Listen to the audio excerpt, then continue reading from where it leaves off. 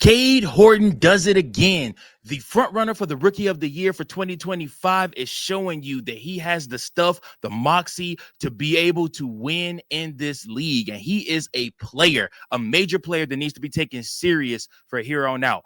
Also, the Chicago Cubs do officially clinch another winning season, their third straight winning season in a row. And last but not least, finally, Kyle Tucker gets placed on the IL and Moises Ballesteros gets called up. Hopefully the kid gets some swings and opportunity to play a little bit. We got to talk about it all right after this.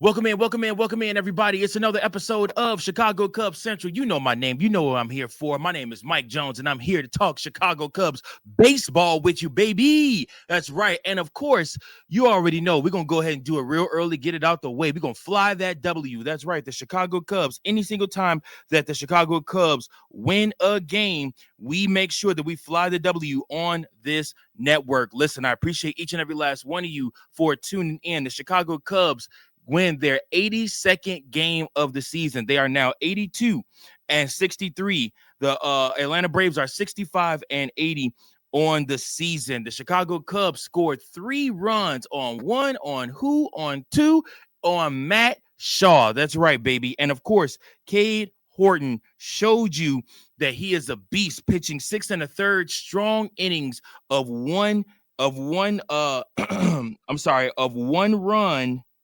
4-hit baseball with no walks and 2 strikeouts. 87 pitches, 61 of those being strikes, a 2.70 ERA. His ERA since the All-Star break, y'all, is literally 0.84. Dude is a beast. Cade Horton is showing you not only is he the Rookie of the Year this year, but you need to know that Cade Horton is serious about baseball. How do I know he's serious about baseball? Because every single time they stick a microphone in his face, even tonight, they were talking and praising him about, how you're going to be the Rookie of the Year. Oh, it looks like you're going to be the Rookie of the Year. You know what he said? He said, I would rather win a World Series than be the Rookie of the Year. You know what that means? That tells me this dude is locked in. He wants to win, and he wants to win now. He still believes in this team that they can win and win now. Again, after Cade Horton was pulled, Andrew Kittredge came in, got the last 2 outs of the 7th inning, 1 strikeout on 10 pitches, 5 of those being strikes. He has a 3.52 ERA. Then Caleb Teobar came in and did Caleb Teobar type things, pitched 1 inning, 0 hits, 0 earned runs, 0 walks, 1 strikeout, 13 pitches, 9 of those being strikes, a 2.08 ERA. And then Ben Brown came in and gave us the final outs of the night. He pitched 1 inning, got 2 strikeouts on 14 pitches, 8 of those being strikes. A 5.92 ERA is what Ben Brown has. Listen to me. As crazy as this may sound, if Ben Brown is able to find the strike zone, his stuff is good enough to close. I know I sound crazy. I know people are going to be like, but he was supposed to be a starter. He couldn't get it done as a starter. Why would you put him in as a closer to blow a game for you? Because I think Ben Brown has the stuff to be able to close. I need you guys to comment below and let me know, am I tripping or am I tripping? Let me know your thoughts. Do you think Ben Brown could be able to close? Listen, most closers have a 2-pitch mix. And a lot of them just throw a heavy, hard fastball. Even Aroldis Chapman, like I said, the best closer in baseball this year. Literally, all he does is throw a very heavy, hard fastball that literally gets guys out. They just can't hit it, overpowers them. We've seen Aroldis Chapman in Cubby Blue before. He won the World Series with us. So we understand what that means and what that can do. If Ben Brown can keep his velocity up around 98, 99, and maybe even hit 100 on the gun, and then come back and hit you with that slider, with that curve, he could generate a good amount of outs off of that. Now, you cannot throw it right down the middle of the plate. You have to be you have to be, very choosy on where you pick it. Now, obviously, I'm talking outside of my head. Brad Keller is still probably your best bet to be the closer for the Chicago Cubs for the rest of this season, which I'm okay with, perfectly okay with that. But I might be inclined to give Ben Brown one shot at being the closer for the Chicago Cubs. Let me know your thoughts below, guys. But outside of that, listen, in this game, we saw Michael Busch go 0 for 4. He really struggled. He's really struggling at the top of the order deal. It don't fit him. The Chicago Cubs got to figure out somebody else. I honestly think we should try Matt Shaw next year at top of the order and just see what we can get out of him. Ian Happ hitting after him, getting 2 for 5 in this game. Seiya Suzuki went 1 for 4. Pete Crow Armstrong went 1 for 2. He scored a run, also scored 2 RBIs. Nico Horner 1 for 3, scored a run. Carson Kelly went 0 for 4 in this game. Willie Castro went 1 for 3 in this game. Dansby Swanson went 0 for 3, but did get the key walk that gave the Cubs that third run. And then Matt Shaw went 1 for 4 in this game, and he did score 2 RB. He did get nabbed 2 RBIs off of that. So listen, the Chicago Cubs did what they needed to do. They win this game 6-1. Beautiful thing, beautiful sight seeing the Chicago Cubs win games. They also have clinched their third winning season in a row. And listen, man, the Chicago Cubs, honestly, y'all, I don't think it's a farce or too early to say the Chicago Cubs struck gold with their rookies.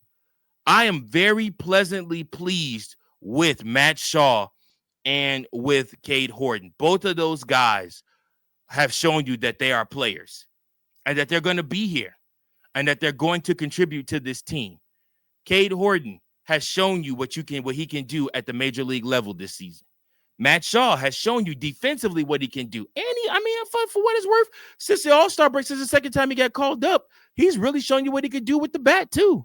I'm not upset with what Matt Shaw can do with the bat, especially tonight. That was huge insurance runs. It always seems like Chicago Cubs miss that big hit. Now, if you ask me, I'm going to sit Seiya Suzuki tomorrow, and I'm going to DH Moises Ballesteros tomorrow against Chris Sale just to see. Yeah, at least let him get 3 ABs against Chris Sale tomorrow. Let's just see what we got. But the Chicago Cubs rookies have come up so clutch for the team this year. They have been the story this year, and Cade Horton is right at the top of that list, y'all.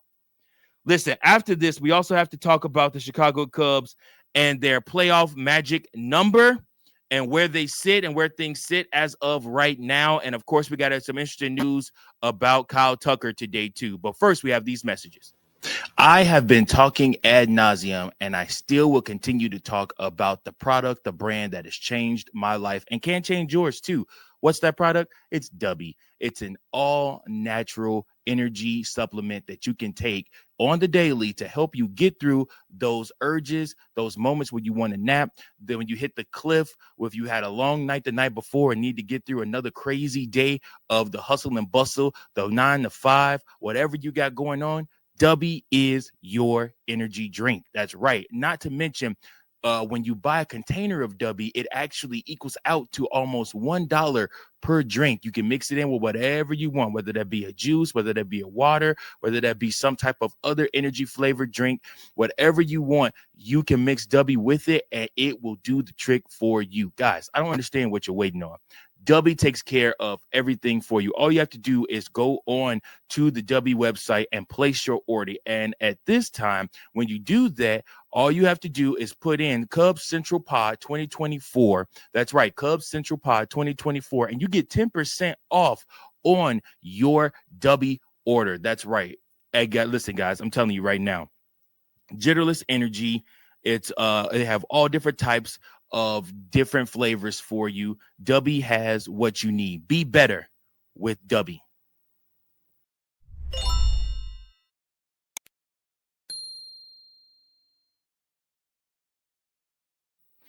The Chicago Cubs, once again, as I mentioned in that first segment, have officially clinched, or not clinched.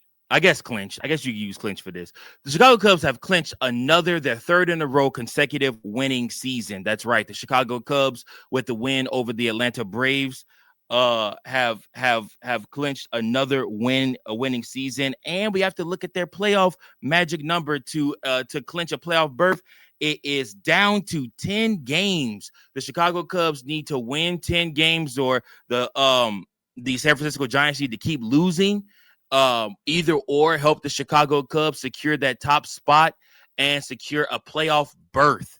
Listen, it's been a long time since we've seen the boys in the playoffs, and for all intents and purposes, for all of the talk that we've had about the Chicago Cubs and about how, you know, they're wasting the season away and how they didn't do enough to win a World Series, just getting back to the postseason and playing even in the wild card series is an accomplishment for this team. Again, like I said, the Chicago Cubs have not been here in a very long time, since 2020, and that was a COVID shortened season. So to look at this team now and say, you know, we got something here, and we're finna you know, try to do this thing. I mean, listen, I'm excited, and you should be excited too. The wild card series will be streaming every single game. There'll be a watch along for every single wild card series game right here on the channel, so you don't want to miss that. But yeah, man, the Chicago Cubs have clinched another winning season, their second winning season under manager Craig Counsell, and of course, their playoff berth magic number is down to 10. It'll be down to 9 if the San Francisco Giants lose. So yeah, like I said, man, you know, it's just one of those things where it looks like the Chicago Cubs are going to be in the postseason. Tell me right now, I need you guys to comment below. What is your excitement level for the Chicago Cubs postseason run? Is it super high? Are you really looking forward to this? Or is it super low? Are you like, oh, fuck this. This is not going to be fun at all. We'll have to see, man. We'll have to see, like I said, but just getting back to the postseason, playing postseason baseball.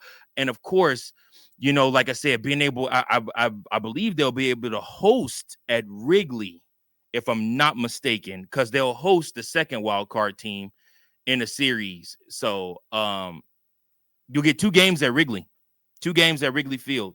So, like I said, and it will be very, very interesting to see what happens. San Diego is cooled off.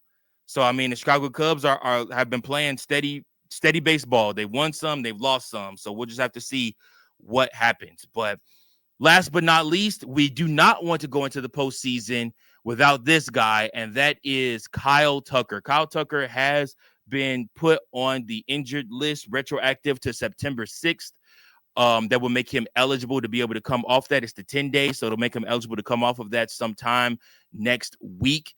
Hopefully, if things get better. So we'll just have to see what happens with that. But Kyle Tucker has reached the injured list. Coming off the injured list is one Jameson Taillon. He is your starting pitcher for the Chicago Cubs. Last matchup this season against the Atlanta Braves, where the Chicago Cubs will try to not only claim this series, but claim the season series. It will not be an easy task. They are going up against Chris Sale, left-handed pitcher that is 5-4 at 2.38 ERA, 1.10 WHIP. He has pitched 102 innings. Jameson Taillon will be pitching for the Chicago Cubs. He's 9-6 with a 4.15 ERA, a 1.08 WHIP, and 106.1 innings. So that game will be something to watch. We'll just have to see, man. Chicago Cubs gonna have to play their best ball, and they're going to have to make Chris Sale work and get him out the game quickly. That's the best thing for you. And he will be coming back for blood, because the last time Chicago Cubs played him, they made him work and they got him out the game very quickly due to a blister on his finger. So we'll just have to see what happens with that. But listen, man, I appreciate each and every last one of you guys for tuning in to this episode. Make sure that you like, share, comment below. You can also leave me a voicemail at 217-816-5498 or write me at cubsbaseball1992@gmail.com. Join in on the fun, y'all. Below, comment. Thank you. I appreciate you guys. Until next time, go Cubs. Thank you for watching another episode of Chicago Cubs Central, the #1 spot for all Chicago Cubs content. Remember to like, share, subscribe for more Cubs content.